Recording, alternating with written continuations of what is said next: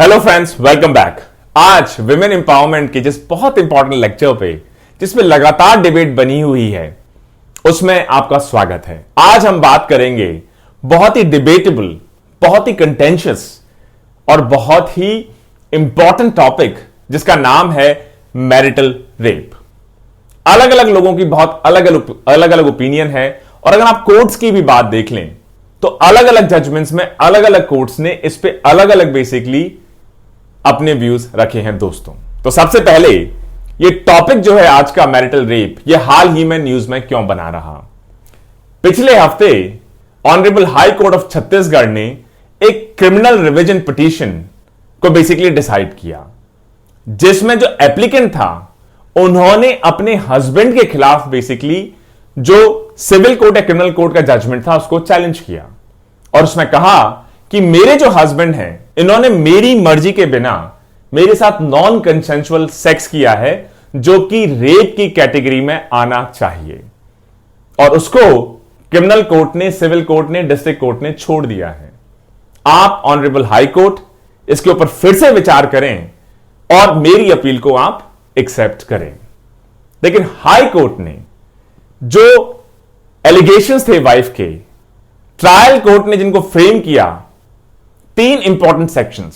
पहला सेक्शन 376 जो कि रेप डिफाइन करता है, सेक्शन 377 ऑफ आईपीसी जो carnal intercourse against the order of the nature decide करता है, एंड सेक्शन 498A जो कि cruelty towards wife by husband और his relatives of the IPC के तहत आते हैं। हाई कोर्ट ने ये जो तीन बेसिकली एलिगेशन थे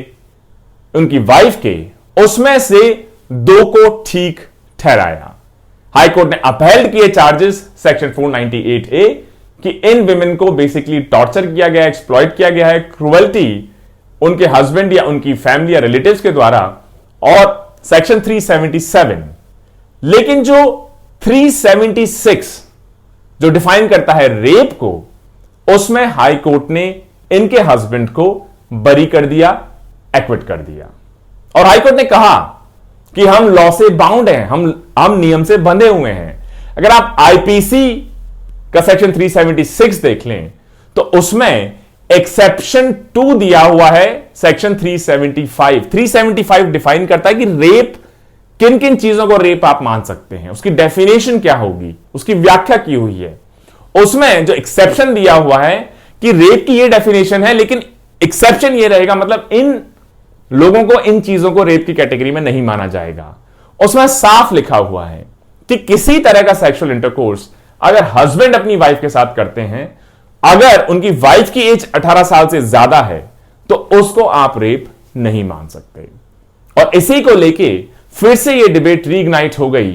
कि जब किसी विमेन की मर्जी के खिलाफ अगर कोई सेक्सुअल इंटरकोर्स होता है तो इससे क्या फर्क पड़ता है कि वो सेक्सुअल इंटरकोर्स करने वाला या उसकी मॉडेस्टी वॉयलेट करने वाले उसके खुद के हस्बैंड ही क्यों ना हो। हाई कोर्ट तो लॉ से बंधे हैं, हम सब भी लॉ से बंधे हैं। जब हाई कोर्ट ने कहा कि हो सकता है कि आपके हस्बैंड ने आपकी मर्जी के बिना आपके साथ सेक्सुअल इंटरकोर्स किया हो, लेकिन क्योंकि एक्सेप्शन 375 जो कि डेफिनेशन प्रोवाइड करते हैं रेप की, उसमें स्पष्ट रूप से क्लियरली लिखा हुआ है कि हस्बैंड का वाइफ के साथ सेक्सुअल इंटरकोर्स होगा और वाइफ की एज अगर 18 ईयर से ज्यादा है, एडल्ट हैं, तो उसको आप रेप नहीं मान सकते। लेकिन दूसरी तरफ सिक्के का दूसरा पहलू, बहुत सारे लोगों का कहना है कि जो आईपीसी की डेफिनेशन है ये आउटडेटेड है। अगर मान लीजिए कोई महिला, जो भी रीजन हो, अगर सेक्सुअल कंसेंट नहीं देती है अपने हस्बैंड को भी, तो क्या उसके साथ जबरदस्ती किया जा सकता है? और अगर उसके साथ जबरदस्ती होती है तो उसको रेप क्यों नहीं माना जाएगा? इससे क्या फर्क पड़ जाएगा कि जबरदस्ती करने वाला उसका खुद का पति या हस्बैंड ही था या कोई और? किसी की बॉडीली इंटीग्रिटी को आप हर्ट करते हैं, किसी की मॉडेस्टी को आप वॉयलेट करते हैं, तो वो उनका खुद का हस्बैंड क्यों नहीं हो सकता? और क्यों उसके खिलाफ सेक्शन 376 ऑफ आईपीसी जो रेप डिफाइन करता है उसके तहत चार्जेस फ्रेम नहीं किए जाते? अगर आप प्रोविजंस की बात देख लें तो बहुत सारे एक्टिविस्ट का कहना है कि जो प्रोविजंस दिए हुए आईपीसी, जो एक्सेप्शन 2 दिया हुआ है 375 में, वो इनकंसिस्टेंट है, क्योंकि बहुत सारे सेक्सुअल ऑफेंसेस हैं उसमें हस्बैंड के लिए कोई अलग से प्रोविजन नहीं बनाया गया है, किसी तरह का एग्जम्पशन नहीं दिया गया है क्योंकि आप मैरिज में हैं हस्बैंड के साथ, तो अगर हस्बैंड आपको सेक्सुअली एक्सप्लॉइट करे या कोई सेक्सुअल ऑफेंस कमिट करे, तो क्योंकि आप हस्बैंड हैं इसलिए आपको छोड़ दिया जाएगा। चाहे वो बात सेक्सुअल हैरेसमेंट की हो, चाहे वो बात मॉलेस्टेशन की हो, चाहे वो बात वॉयरिज्म की हो, या forcefully disturbing in the same way as any other man. तो जब बाकी सेक्सुअल ऑफेंसेस में हस्बैंड को अलग से ट्रीटमेंट, स्पेशल ट्रीटमेंट नहीं है, तो मैरिटल रेप के केस में, या अगर वो नॉन कंसेंशुअल सेक्स करते हैं अपनी मैरिज में अपनी वाइफ के साथ, तो इसमें अलग से सिर्फ एक पर्टिकुलर चीज में एक्सेप्शन क्यों बनाया गया है दोस्तों। इनफैक्ट अगर आप सेक्शन 376 देख लें तो उसमें बहुत क्लियर लिखा हुआ है कि कोई हस्बैंड है, अगर मान लीजिए अपनी वाइफ से सेपरेटेड है, अभी हालांकि डिवोर्स नहीं हुआ है, और अगर वो नॉन कंसेंशुअल सेक्स बेसिकली करते हैं अपनी वाइफ के साथ, तो उसको भी रेप की कैटेगरी में माना जा सकता है। और इस वजह से सुप्रीम कोर्ट ने नवतेज सिंह जौहर वर्सेस यूनियन ऑफ इंडिया में 2018 में बहुत क्लियर कट बेसिकली लैंडमार्क दिया कि जहां तक सेक्शन 377 है अननेचुरल सेक्स, इसमें कंसेंट या लैक कोई फर्क नहीं पड़ता। लेकिन सुप्रीम कोर्ट के जजमेंट के बाद अब कंसेंट एक इंपॉर्टेंट बेसिकली पार्ट बन गया है। सुप्रीम कोर्ट के जजमेंट्स ने अभी तक मुझे लगता है कि जेंडर बाइस के आधार पे, या आप मैरिड हैं, आपके हस्बैंड हैं, इस वजह से वो आपके साथ मान लीजिए मारपीट करते हैं, वो आपके साथ किसी तरह का सेक्सुअल हैरेसमेंट करते हैं, वो आपको मोलेस्टेशन करते हैं, तो क्योंकि आप हस्बैंड हैं आपको स्कॉट फ्री छोड़ दिया जाएगा, आपके खिलाफ कोई कार्रवाई नहीं होगी, ऐसा कोई जजमेंट नहीं दिया है। इस वजह से बार बार यह डिबेट उठती है कि जब ऐसी बात है तो क्यों ना पूरा देश, हमारा लेजिस्लेचर, हमारी पार्लियामेंट इस पर डिबेट करे, और ये जो आउटडेटेड लॉ बहुत सारे लोग इसको मान सकते हैं, इसको रिकंसिडर किया जाए, इस पर फिर से विचार किया जाए। तो पहला तो आगे जो प्रोविजंस हैं वो बाकी प्रोविजन से कंसिस्टेंट नहीं है। दूसरा, पेट्रियार्कल बिलीफ्स, क्योंकि सबको पता है कि हमारी जो सोसाइटी है, और सिर्फ इंडिया ही नहीं वर्ल्ड ओवर, बहुत लंबे समय से for thousands of years has been a patriarchal society, पुरुष प्रधान देश है। इसका मतलब कि जो हमारे संविधान के मेन गोल्स हैं, एम्स हैं, ऑब्जेक्टिव्स हैं, individual autonomy, dignity, gender equality, इनकी तरफ अगर आप देखें, और दूसरी तरफ आप देखें कि अगर किसी विमेन के साथ, क्योंकि वो उसका हस्बैंड है, अगर कोई नॉन कंसेंशुअल सेक्सुअल एक्ट करता है, उसकी बॉडीली इंटीग्रिटी को बेसिकली हर्ट करता है, उसके खिलाफ आप कोई कार्रवाई ना करें, तो इससे बहुत लोगों को यह लगने लग जाता है कि क्योंकि ये मेल है, पुरुष है, पेट्रियार्कल माइंडसेट है रहा है हमारा, उस वजह से ये एक्सेप्शंस बनाया गया है। तो article 21 right to life, article 14 right to equality, और Joseph Shine versus union of India 2018 में सुप्रीम कोर्ट ने जो जजमेंट दिया है, उसमें बेसिकली कहा है कि एडल्ट्री अनकॉन्स्टिट्यूशनल है, और एडल्ट्री अनकॉन्स्टिट्यूशनल है इस वजह से क्योंकि बेसिकली जो विमेन है उसको अपने हस्बैंड की प्रॉपर्टी माना जाता है शादी होने के बाद। इसका मतलब अगर कोई वुमेन किसी और के साथ सेक्सुअल रिलेशनशिप में एंटर करती है तो उसको अनकॉन्स्टिट्यूशनल माना जाएगा। तो कहीं ना कहीं लोगों का यह कहना है कि हमारे जो जजमेंट्स हैं या जो एक्सेप्शन है, ये एक्सेप्शन 2 to 375, ये पेट्रियार्कल माइंडसेट, पुरुष प्रधान देश होने का, या हमारी सोसाइटी क्योंकि हमेशा मेल डोमिनेटेड रही है, इसका एक रिजल्ट भी हो सकता है। और इस वजह से मैरिटल रेप है जिसको एक्सेप्शन दिया गया है कि अगर हस्बैंड करता है रेप तो उसको रेप नहीं माना जाएगा। जो वाइफ के राइट्स हैं जैसे पर्सनल एंड सेक्सुअल ऑटोनॉमी, कि उसका जिसके साथ मन करे वो सेक्सुअल रिलेशनशिप में एंटर करे, अगर उसका मन नहीं है, रिलेशनशिप खराब हो गया है, अपने हस्बैंड के साथ सेक्सुअल रिलेशनशिप में एंटर नहीं करना चाहती हैं, तो उनको आप कैसे फोर्स कर सकते हैं, और अगर कोई व्यक्ति फोर्स करे तो उसको फिर सजा क्यों ना हो। साथ ही साथ उनकी बॉडीली इंटीग्रिटी, कि उनकी बॉडी है, उसके साथ कोई छेड़खानी कैसे कर सकता है, वॉयलेशन कैसे कर सकता है। Human dignity, right to life article 21, उसका उल्लंघन कोई कैसे कर सकता है। तो इन सारी चीजों को देखने से लगता है कि पहली बार तो प्रोविजंस इसके इनकंसिस्टेंट है, दूसरी बात पेट्रियार्कल माइंडसेट या बिलीफ सिस्टम भी कहीं ना कहीं बेसिकली एक रोल प्ले कर रहा है। अच्छा, कई बार जब सुप्रीम कोर्ट ने बेसिकली 2017 या 17 का एक इंपॉर्टेंट लैंडमार्क जजमेंट दिया, independent thought versus union of India, तो उसमें सुप्रीम कोर्ट ने बेसिकली जब गवर्नमेंट से अपना बेसिकली व्यू मांगा कि आपका क्या कहना है, तो गवर्नमेंट ने कहा कि अगर आप मैरिटल सेक्सुअल इंटरकोर्स को या नॉन कंसेंशुअल सेक्स को आप बेसिकली अगर रेप की डेफिनेशन में ले आएंगे,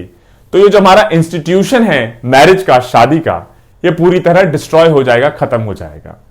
क्योंकि ये बड़ा मुश्किल हो जाएगा। पहली बात कि मान लीजिए एक हस्बैंड और वाइफ हैं, और मान लीजिए वाइफ ने सेक्सुअल रिलेशनशिप में एंटर करने से मना कर दिया और हस्बैंड ने उनके साथ जबरदस्ती की, तो हो सकता है कि बहुत सारे मामले तो जेन्युइन हो, लेकिन बहुत सारे मामले इस लॉ को अब्यूज भी कर सकते हैं। कि अगर मान लीजिए किसी फीमेल या विमेन ने बेसिकली, या वाइफ ने यह दावा कर दिया, एलिगेशन लगा दिया कि मेरे हस्बैंड ने मेरी कंसेंट के बिना मेरे साथ सेक्सुअल रिलेशनशिप स्टैब्लिश किया है, और हस्बैंड कितना भी मना कर जाए कि मैंने कंसेंशुअल सेक्स ही किया है, प्रूव कैसे आप कर पाएंगे? एक बंद कमरे में हस्बैंड और वाइफ के बीच में क्या कॉन्वर्सेशन रहा, कंसेंट ऑब्टेन किया या नहीं किया, किस फॉर्म में कंसेंट ऑब्टेन किया, या उस वक्त कंसेंट ऑब्टेन किया, बाद में कोई मुकर जाए, ये ऐसे बहुत सारे मुश्किल सवाल हैं जिनका आंसर ढूंढ पाना बहुत मुश्किल होगा। और कहीं ऐसा ना हो जाए कि अगर आज की तारीख में जो एक्सेप्शन है कि अगर हस्बैंड और वाइफ के बीच में किसी तरह का भी सेक्स हो, कंसेंशुअल या नॉन कंसेंशुअल, उसको रेप नहीं माना जाएगा। उसको अगर आप बदल देते हैं कि अगर नॉन कंसेंशुअल सेक्स होगा तो उसको रेप माना जाएगा, तो ये शादियां, जो मैरिज हमारा इंस्टीट्यूशन है जिसमें पूरी फैमिली हमारी बेस्ड है, सिस्टम बेस्ड है, सोसाइटी बेस्ड है, ये पूरी तरह डिस्ट्रॉय ना हो जाए। तो सुप्रीम कोर्ट ने अपना व्यू दिया सेंट्रल गवर्नमेंट के इस काउंटर एफिडेविट पे या एफिडेविट पे कि मैरिज इंस्टीट्यूशन नहीं है लेकिन पर्सनल है। सुप्रीम कोर्ट ने कहा कि इंस्टीट्यूशन ऑफ मैरिज दो लोगों के बीच में एक अग्रीमेंट है, तो अगर दो लोग नहीं चाहते किसी तरह के सेक्स में एंटर करना, तो उनको आप जबरदस्ती कैसे कर सकते हैं?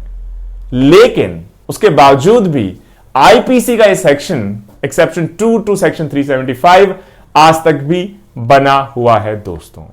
तो एक्टिविस्ट का यह भी कहना है कि सिर्फ यह कह देना कि साहब अगर इस लॉ को आप चेंज करके नॉन कंसेंशुअल मैरिटल सेक्स को भी आप मैरिटल रेप की कैटेगरी में ले आएंगे, इससे मैरिज का इंस्टीट्यूशन या सोसाइटल हमारा इंस्टीट्यूशन डिस्ट्रॉय हो जाएगा, ये ठीक नहीं है। क्योंकि बहुत लोगों का यह भी कहना है कि जो मैरिज है, सेक्सुअल रिलेशनशिप इंटीग्रल पार्ट है इसका, और इस वजह से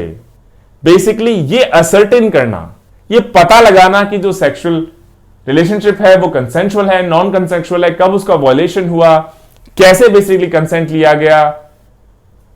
इन सबको डिटरमिन करना अपने आप में बहुत कॉम्प्लेक्स इश्यू रहेगा दोस्तों। अब एक और पहलू, पहला हो गया इनकंसेंट प्रोविजन, दूसरा हो गया पैट्रियार्कल माइंडसेट, तीसरा है अंडरलाइंग सबऑर्डिनेशन। कि कहीं ना कहीं जो एक्सेप्शन 2 है सेक्शन 375 का, ये जो हमारी लिबरल और प्रोग्रेसिव वैल्यूज है कॉन्स्टिट्यूशन की, इनके अगेंस्ट है। साथ ही साथ इंडिया ने साइन किया है कन्वेंशन जिसका नाम है convention on the elimination of all forms of discrimination against women, जिसमें साफ लिखा है कि बेसिकली जो विमेन है वो शादी करने के बावजूद भी ऐसा नहीं है कि मैन की सबऑर्डिनेट रहेगी, उससे नीचे रहेगी, उसके बराबर रहेगी। तो अगर मान लीजिए किसी की वाइफ मना करती है सेक्सुअल रिलेशनशिप में एंटर करने से, तो हमारे लॉज ऐसा कैसे कह सकते हैं इस कन्वेंशन को साइन करने के बावजूद भी कि अगर मैन बेसिकली सेक्सुअल रिलेशनशिप में एंटर करते हैं विमेन की मर्जी के खिलाफ, तो भी उसको रेप नहीं माना जाएगा। और 2017 का जो सुप्रीम कोर्ट का फैसला है इंडिपेंडेंट थॉट, उसमें सुप्रीम कोर्ट ने क्लियरली डिफाइन कर दिया, क्योंकि पहले यह था कि अगर 15 साल से बेसिकली कम एज है और अगर शादी में है और नॉन कंसेंशुअल सेक्स भी है, तो एक्सेप्शन 2 जो है सेक्शन 375 का, उसके तहत इसको मैरिटल रेप नहीं माना जाएगा। लेकिन 2017 में सुप्रीम कोर्ट ने कहा इस independent thought basically versus union of India के जजमेंट के थ्रू कि जो एज है वो 15 इयर्स नहीं लेकिन अडल्ट एज होगी 18 इयर्स। तो आज की जो पोजीशन है उसके हिसाब से कि अगर हस्बैंड और वाइफ मैरिड हैं और अगर दोनों साथ रह रहे हैं सेपरेटेड नहीं है, और उसमें अगर हस्बैंड बेसिकली एंटर करता है नॉन कंसेंशुअल, मतलब वाइफ की मर्जी के खिलाफ सेक्सुअल रिलेशनशिप में, तो अगर 18 साल से ज्यादा एज है, 18 ईयर से ज्यादा है विमेन की एज वाइफ की, तो उसको रेप नहीं माना जाएगा। इस पूरे डिस्कशन को समअप करने या इसमें फाइनल बेसिकली क्या करना चाहिए कंट्री को, इसको डिसाइड करने के लिए जस्टिस जेएस वर्मा का एक पैनल बनाया गया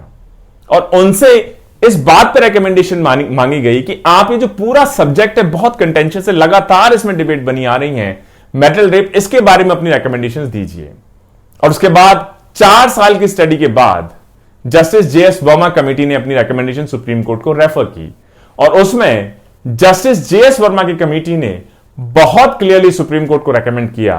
कि आईपीसी का जो सेक्शन 376 है उसको अमेंड किया जाए और ये जो एक्सेप्शन दिया हुआ है, एक्सेप्शन 2 ऑफ 375, इसको हटाया जाए और मैरिटल रेप को क्राइम बनाया जाए। मतलब अगर किसी विमेन के खिलाफ या उसकी मर्जी के खिलाफ अगर उसका हस्बैंड भी सेक्सुअल रिलेशनशिप स्टैब्लिश करने की कोशिश करता है तो उसको भी रेप माना जाए। और जस्टिस जेएस वर्मा के जो पैनल रहा, इन्होंने बहुत सारी कंट्रीज, बाकी जो अब्रॉड या फॉरेन कंट्रीज हैं, उनके भी केसेस, लॉज और जजमेंट्स को बेसिकली स्टडी किया और यही माना गया कि एक रेपिस्ट रेपिस्ट होता है। इससे कोई फर्क नहीं पड़ता कि वो रेपिस्ट आपका रिश्तेदार है, वो रेपिस्ट आपका हस्बैंड है, वो रेपिस्ट आपका भाई है, आपके फादर हैं, आपका कजन है, आपका दोस्त है। एक रेपिस्ट रेपिस्ट होता है। रेपिस्ट और वर्सेस नॉन रेपिस्ट को आप इस कलाब नहीं दे सकते कि क्योंकि हस्बैंड है तो ये रेपिस्ट नहीं हो सकते। अब एक केरला हाईकोर्ट का जजमेंट है, उन्होंने भी ये कहा कि मैरिटल रेप एक वैलिड ग्राउंड हो सकता है डिवोर्स के लिए। वहीं पे बेसिकली एक महाराष्ट्र के कोर्ट ने मैरिटल रेप को मानने से इंकार कर दिया। तो कोर्ट्स की भी अलग अलग राय रही। हाई कोर्ट्स ने कुछ कहा, डिस्ट्रिक्ट कोर्ट्स ने कई बार अलग जजमेंट्स दिए, सुप्रीम कोर्ट के व्यूज बहुत क्लियर नहीं रहे। लेकिन जो ये पैनल बनाया गया जस्टिस जेएस वर्मा का, इसने बहुत क्लियर रिकमेंडेशन दी कि मैरिटल रेप एक क्राइम होना ही चाहिए दोस्तों। इस तरीके से जो गुजरात हाई कोर्ट है, इन्होंने भी कहा कि चाहे मैरिड हो विमेन या अनमैरिड हो विमेन, दोनों को इक्वल प्रोटेक्शन मिलना चाहिए। कोई भी अगर उनके साथ नॉन कंसेंशुअल सेक्स करता है, सेक्सुअल हैरेसमेंट करता है, तो उसको क्राइम मानना ही चाहिए दोस्तों। ये जो लेजिस्लेटिव इम्यूनिटी है कि क्योंकि नियम इस तरीके का बना हुआ है, जानते हुए, समझते हुए, सोचते हुए उस कानून ने हम सबको बांध रखा है, इसको अब चेंज करना चाहिए। और इस वजह से सुप्रीम कोर्ट ने कई डिसीजंस दिए जिसमें कहा कि जो लेजिस्लेटिव एमनेस्टी है कि एक नियम बना के आपने शील्ड कर दिया बेसिकली हस्बैंड को, वो जो विमेन की बॉडीली इंटीग्रिटी है या प्राइवेसी बेसिकली है या राइट टू लाइफ है या बेसिकली राइट टू डिग्निटी है, उसके अगेंस्ट माना जाए। इस तरीके से राइट टू बॉडीली इंटीग्रिटी जो है state of Maharashtra versus Madhukar Narayan Mardikar, उसमें भी क्लियरली बेसिकली सुप्रीम कोर्ट ने जजमेंट दिया है दोस्तों। इस तरीके से अगर हम देख लें state of Punjab versus Gurmeet Singh, उन्होंने कहा है कि जो रेप है या सेक्सुअल असॉल्ट है वो बेसिकली मर्डर से भी खतरनाक हो सकता है, क्योंकि जो मर्डर है वो तो फिजिकल बॉडी को खत्म करता है, लेकिन जो रेपिस्ट है, रेप है, वो जो पूरी सोल है, आत्मा है, हेल्पलेस फीमेल जो कुछ नहीं कर पा रही थी जब उनका रेप हो रहा था, चाहे वो वाइफ ही क्यों ना हो किसी की, उस पूरी आत्मा को कचोड़ देता है लाइफ टाइम के लिए। और इस वजह से जनवरी 2013 में जब जस्टिस जेएस वर्मा कमेटी ने अपनी रिपोर्ट सबमिट की, तो उन्होंने क्लियरली कहा कि ये जो एक्सेप्शन दिया हुआ है, exception 2 to article section 375 of IPC, जो हस्बैंड को बचा लेता है मैरिटल रेप के चार्जेस से, उसको हटाया जाए और बेसिकली मैरिटल रेप को भी एक क्राइम की कैटेगरी में लाया जाए। अब कुछ फॉरेन कंट्रीज की अगर हम बात कर लें, तो इंग्लैंड और वेल्स में जो हाउस ऑफ लॉर्ड्स हैं, उनके जैसे हमारी पार्लियामेंट है, उन्होंने 1991 में बहुत क्लियरली कहा कि मॉडर्न टाइम्स में, आज के जमाने में, इस बात को हम नहीं मान सकते कि हस्बैंड बड़ा है और वाइफ उसकी सबऑर्डिनेट है। मैरिज या पार्टनरशिप दो बराबर लोगों की बात है। हस्बैंड अगर ना चाहे तो वाइफ जबरदस्ती नहीं कर सकती, वाइफ ना चाहे तो हस्बैंड जबरदस्ती नहीं कर सकते। और 1991 में इंग्लैंड और वेल्स ने मैरिटल रेप को क्राइम की कैटेगरी में इंक्लूड किया। इसी तरीके से जो European commission of human rights है, उसमें सीआर वर्सेस यूके बेसिकली एक इंपॉर्टेंट केस रहा। उसमें साफ कहा कि एक रेपिस्ट हमेशा एक रेपिस्ट होगा, उसका विक्टिम के साथ क्या रिलेशनशिप है, कि उसका भाई है, पिता है, कजिन है, दोस्त है या उसका खुद का हस्बैंड है, इसका कोई फर्क नहीं है। कनाडा ने 1983 में मैरिटल रेप को क्राइम डिक्लेयर किया। साउथ अफ्रीका ने 1993 में मैरिटल रेप को एक क्राइम डिक्लेयर किया। ऑस्ट्रेलिया ने भी इसी तरीके से मैरिटल रेप को बेसिकली एक क्राइम डिक्लेयर किया। और यूएस सुप्रीम कोर्ट ने एंस्टेंडेड वर्सेस बेयर्ड में क्लियरली कहा कि जो मैरिटल कपल है, शादीशुदा जोड़ा है, वो बेसिकली उनका जब तक मन है, दिल है, आपस में एसोसिएटेड है, तब तक सही है। लेकिन जब दोनों के बीच में रिलेशनशिप रह ही ना जाए, सिर्फ नाम मात्र का रिलेशनशिप रह जाए और उसके बाद आप एक व्यक्ति की मर्जी के खिलाफ आप जबरदस्ती अपने आप को इंपोज करें, तो वो एक्सेप्टेबल नहीं है दोस्तों। तो 100 बातों की बात, एक बड़ा इंटरेस्टिंग डिबेट है कि किस तरीके से इस सेक्शन को मॉडिफाई किया जाए या नहीं किया जाए, कि जो हमारी सोसाइटी है, रिलेशनशिप है हस्बैंड वाइफ का, जो मैरिज है, उसको भी प्रोटेक्ट किया जा सके। साथ ही साथ इस बात को भी अब इंप्लीमेंट करने का बिल्कुल टाइम आ गया है कि नए जमाने में, मॉडर्न डे में, ये जो पुरानी तकियानुसी सोच है कि अगर हस्बैंड है तो अपनी वाइफ के साथ कुछ भी कर सकता है, या वाइफ मना करे उसके बावजूद भी आप उसको सेक्सुअली असॉल्ट कर सकते हो, इस सोच को अब खत्म किया जाए, हटाया जाए। और जो जस्टिस वर्मा कमेटी की रिपोर्ट रही 2013 में, जिसमें क्लियर रिकमेंडेशन दी गई कि मैरिटल रेप को क्राइम की कैटेगरी में इंक्लूड किया जाए,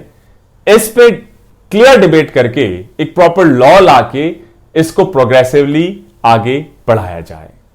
तो दोस्तों, आज का एक बहुत सेंसिटिव लेक्चर मुझे लगता है कि आपको इंफॉर्मेशन देने में सक्सेसफुल रहा होगा, आपको पसंद आया होगा। Stay tuned for our next set of videos. Until then, जय हिंद, जय भारत।